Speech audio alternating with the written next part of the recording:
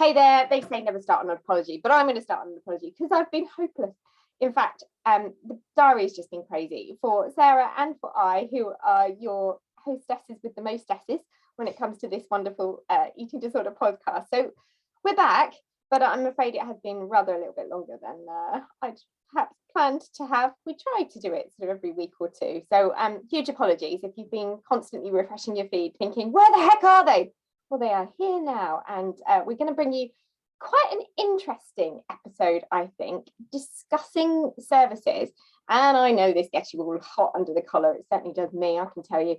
So what we want to do is talk about the experiences of being in inpatient units or day services, because, oh my goodness, if ever there was a topic where you need to stamp the word postcode lottery on it, it really feels like that. I get emails all the time from people saying about experiences they've had in this part of the country, and then others that say, well, actually I paid privately and I went abroad to get eating disorder support, which, you know, it's quite amazing how different therapies and support centres compare.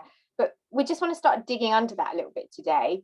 So Sarah and I are going to bring you the benefit of our experiences, and we're going to effectively create that fantasy eating disorder unit and say, what would that look like? What would it need to have? And then at the end of all this, I'm saying to you, get in touch and tell me how close to that perfect fantasy eating disorder clinic unit recovery centre, how close was your experience of that? Or frankly, how dire was it compared with what we're saying would be the perfect?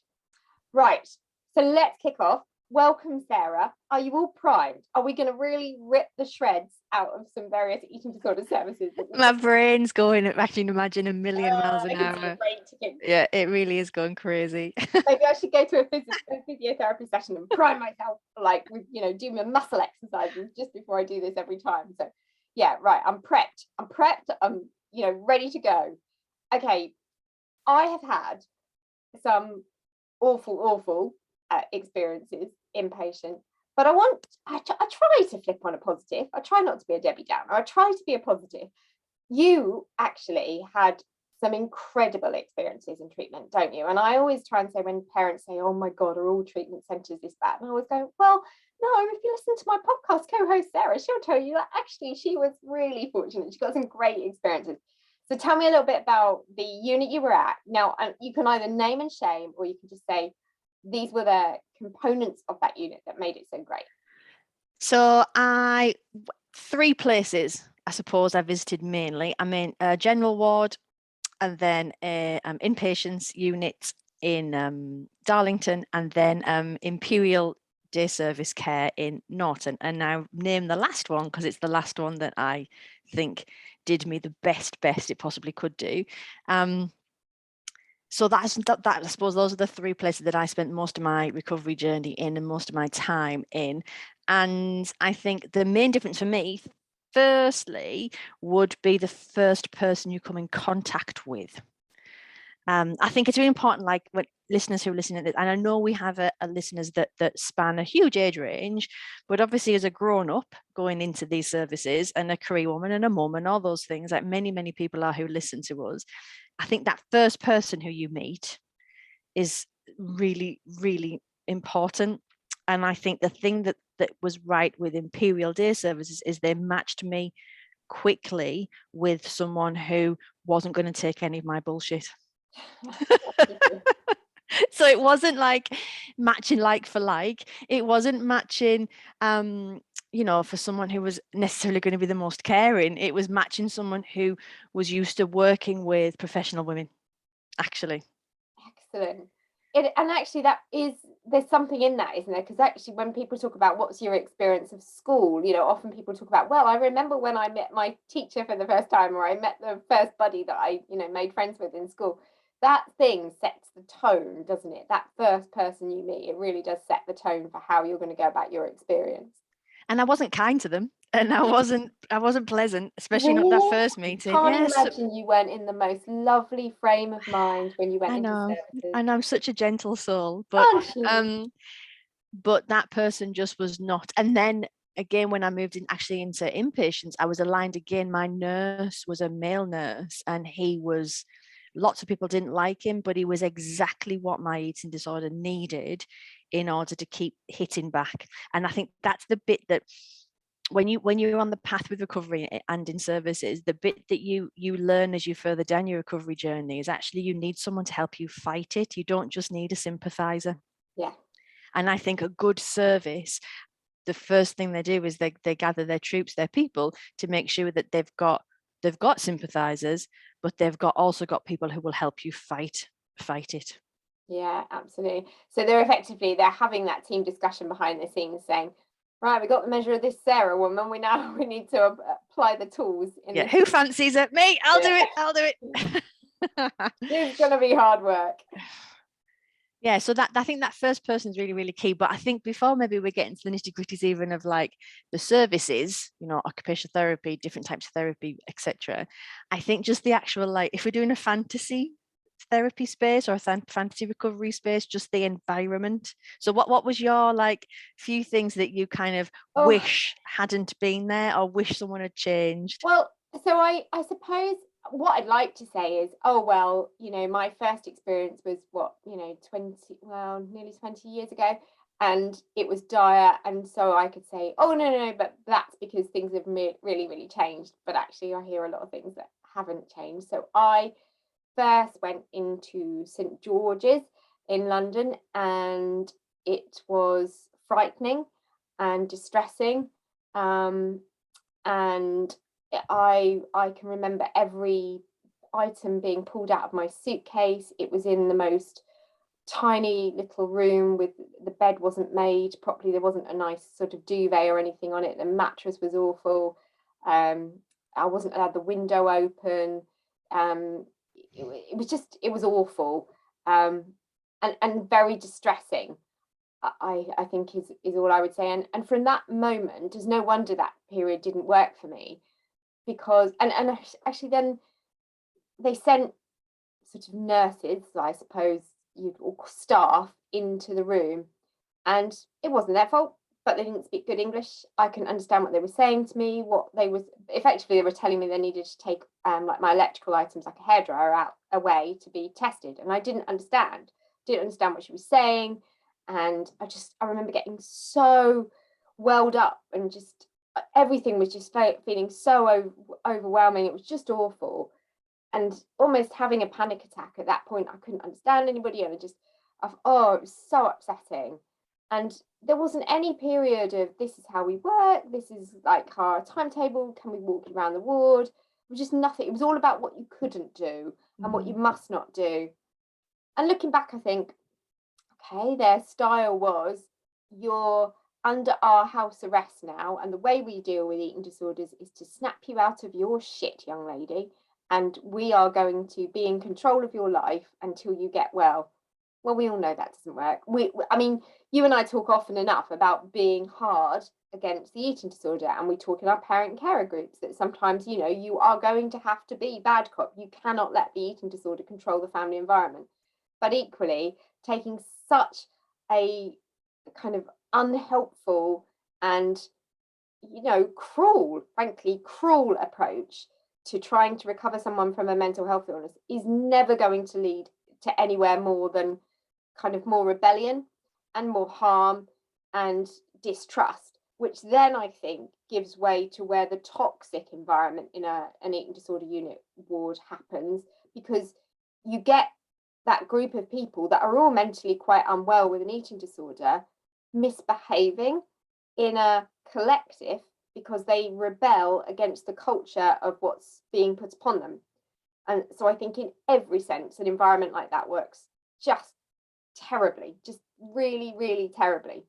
So I've probably sort of torn that to shreds. No, it's funny you said, not funny, but I'd forgotten. And some of the things you said there about your first entry into services in inpatient care, I was the same for me. I remember putting my suitcase on the bed, and then a lady who I'd never met before came and just started going through everything and taking out scissors, tweezers, And then I remember distinctly after she disappeared going to try and open the window because it was stuffy and stifling and not being able to do that. So going along to the station and saying, right, I can't open the window. Well, the windows aren't open, but I'm stuffy, I'm hot.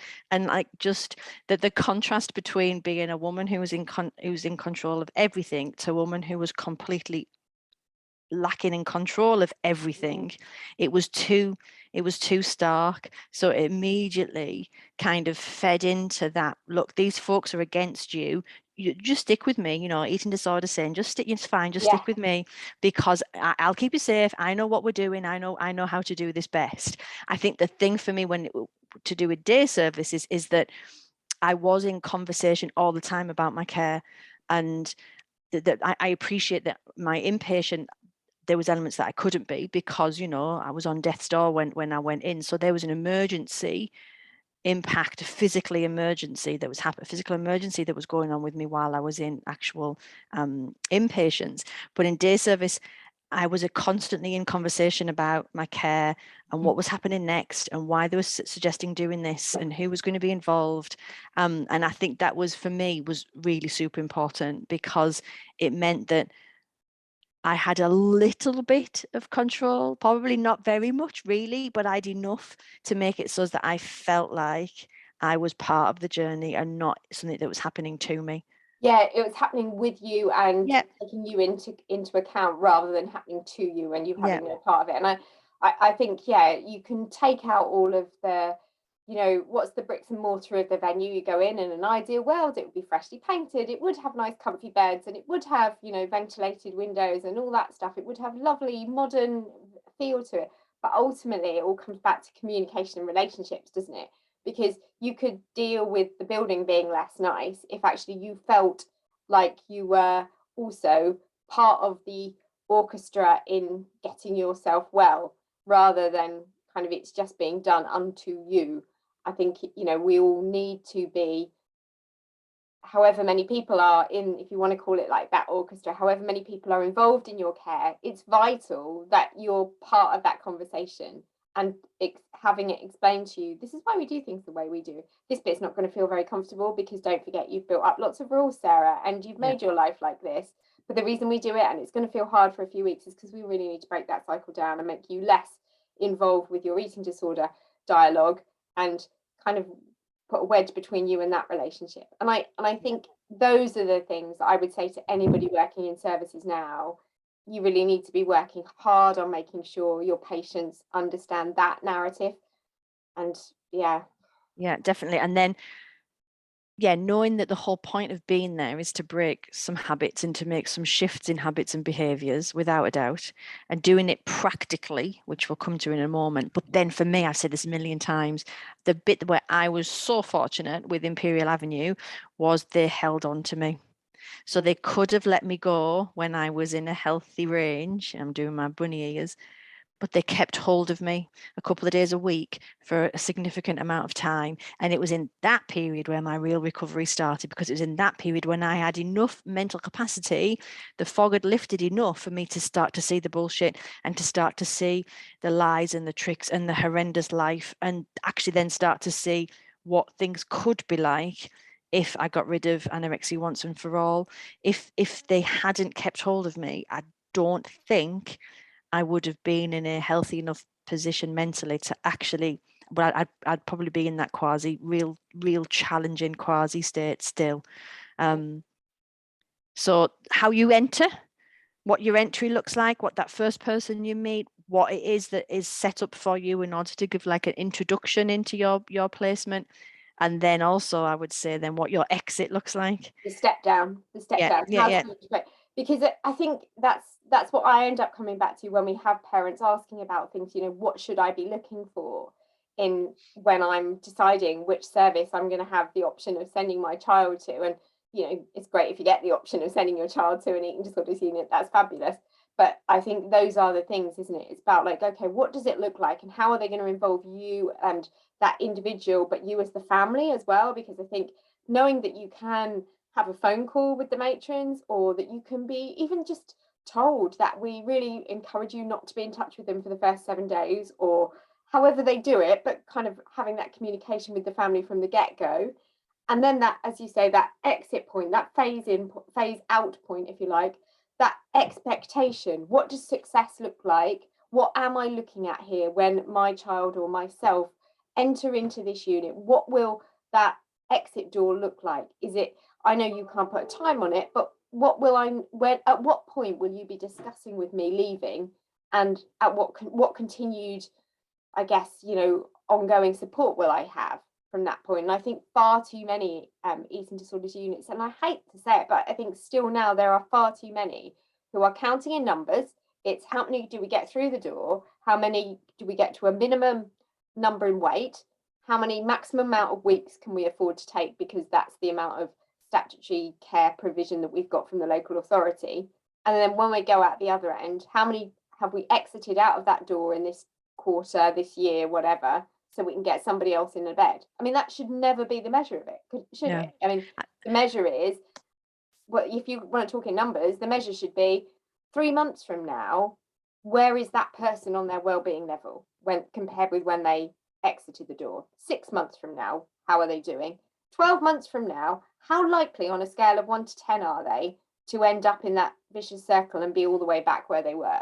Yeah, and what's the percentage of people that in some way, shape or form go back to get support, even if that support is going back to weekly weigh-in, or having to have regular doctor appointments, or having to go back to get their medication because their levels are all over the place? What percentage of folks is it not that actually physically go back into inpatients, but what percentage needs some sort of support 3, 6, 9, 12 months after exit point?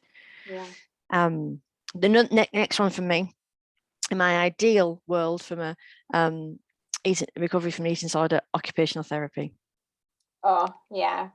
Woohoo, hallelujah. Yeah, the biggest cheerleader with that, but I think it's so true, and actually it's just so obvious. I was talking to a dad about this element the other day, about just make sure that there is the bit about how does that child get to the point where they are able to prepare food for themselves, go to the cafe, with somebody supported and assisted. So at the point that they end up coming back home for long weekends or permanently, it's not going to be complete freak out and meltdown, because the very practical things that we all need to do in our everyday life haven't even been considered.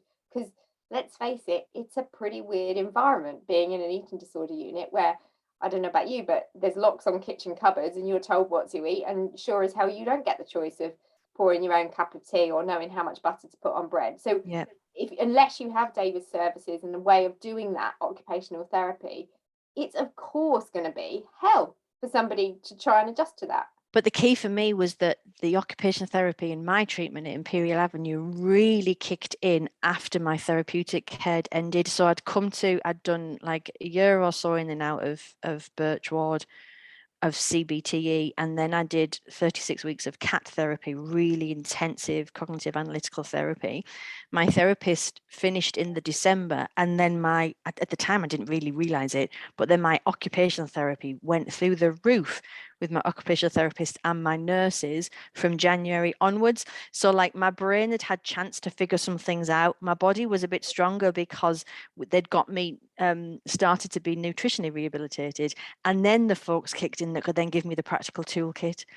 I think if it happened side by side, I don't think it would have been as helpful, because my brain was still stuck in that eating disorder world. So it took my doctor to pull me out of that dark hole, and then my occupational therapist and my nurses to then push me into what a world would be like without it, with a practical group load of strategies. All the things we talk about now come from me making up random shit in the in the kitchens or in the whatever with my occupational therapy and my nursing team.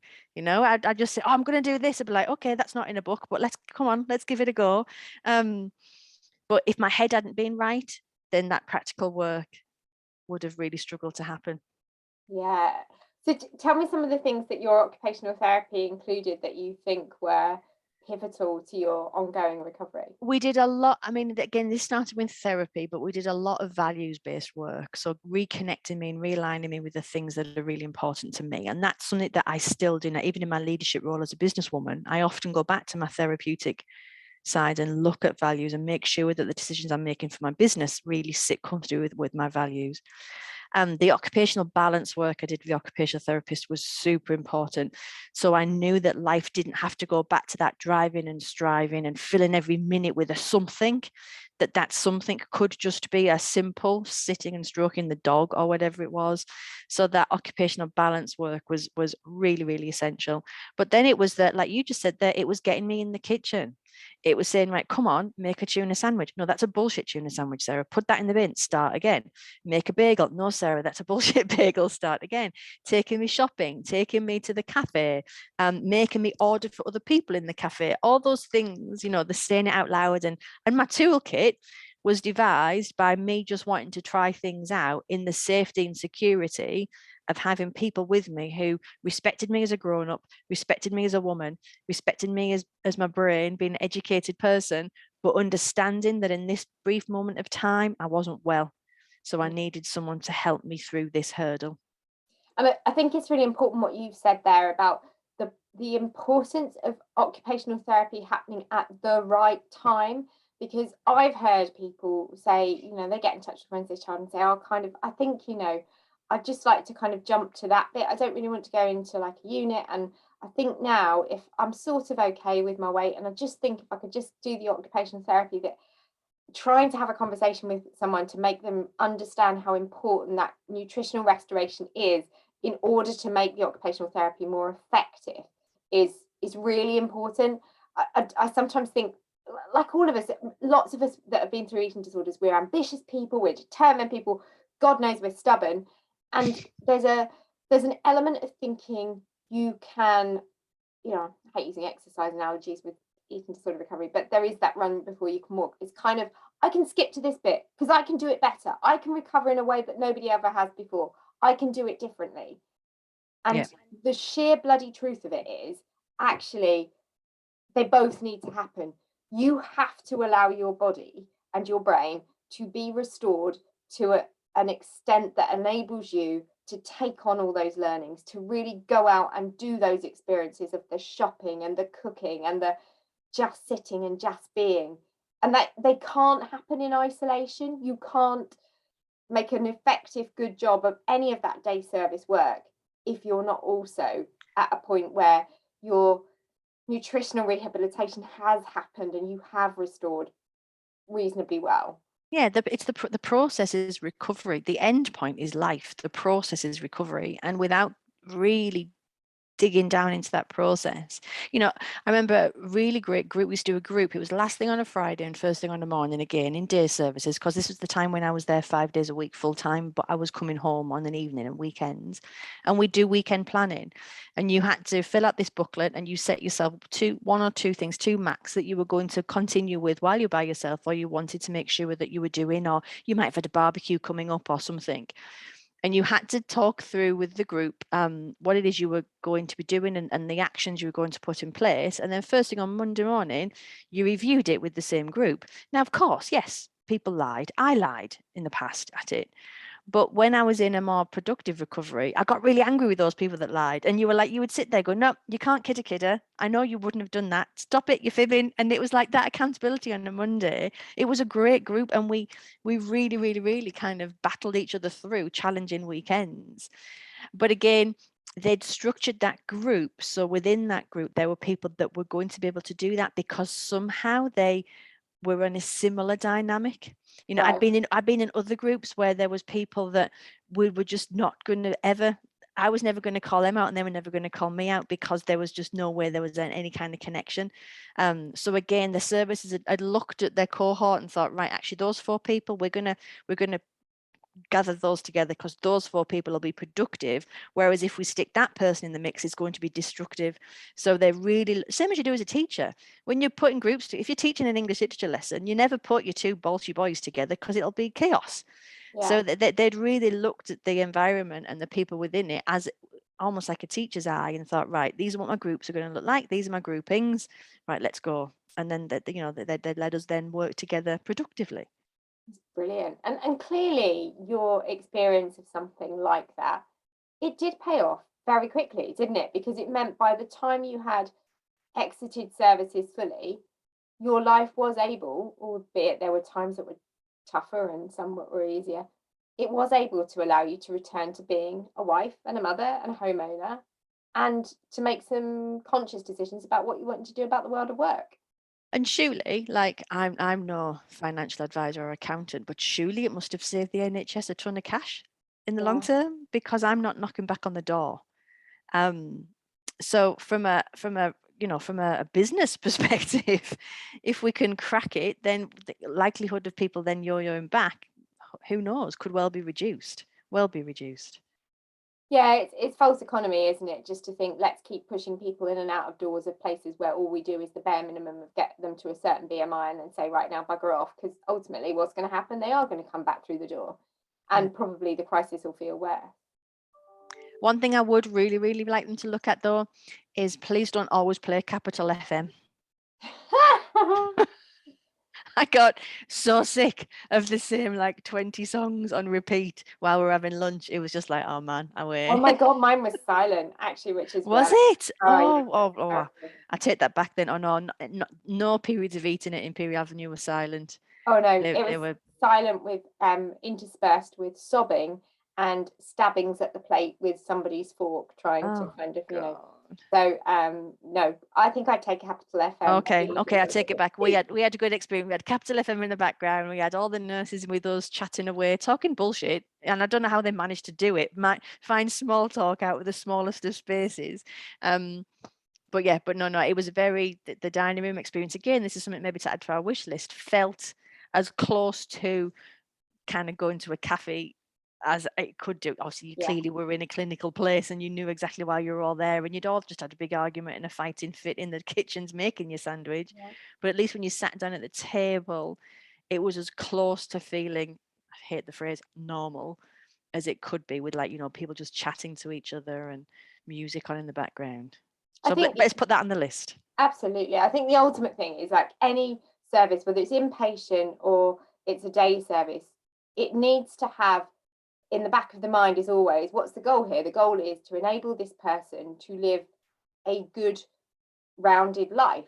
And actually, by creating an institutionalized environment, that's as far as it could be from where we want this person to end up. So you have to, in the course of that person's journey through that service, whether it is, as I say, inpatient or day service, it has to be, how can we get that person where they are now into a state where when they leave, they are more able to live a very normal life that feels less like an institution and more like everyday life that is about socialization, family, friends, activities, and is that balanced pie chart, which you and I have talked about quite a lot about, how can we get where that if we take life as a pie chart, we've now got balance to social life, financial life, health, happiness, family, friends.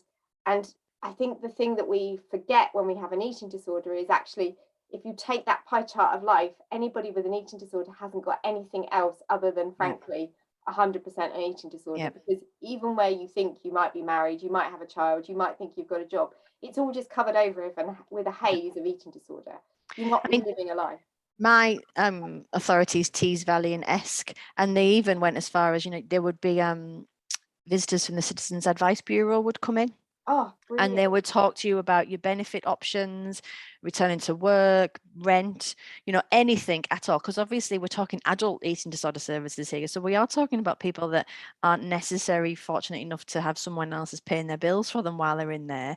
And you can't send them home on an evening, a weekend, or after a 6-month inpatients to an eviction notice on the door, or their electricity being cut off, or just someone who's changed their, at one point I was going to go and work in Costa because I just didn't want to work anywhere, and someone came in from the citizen advice and they said, well, just get a really simple job, go to a petrol station, go to Costa. And I was like, yeah, I'm going to do that. I didn't, but at least it was presented to me as an option.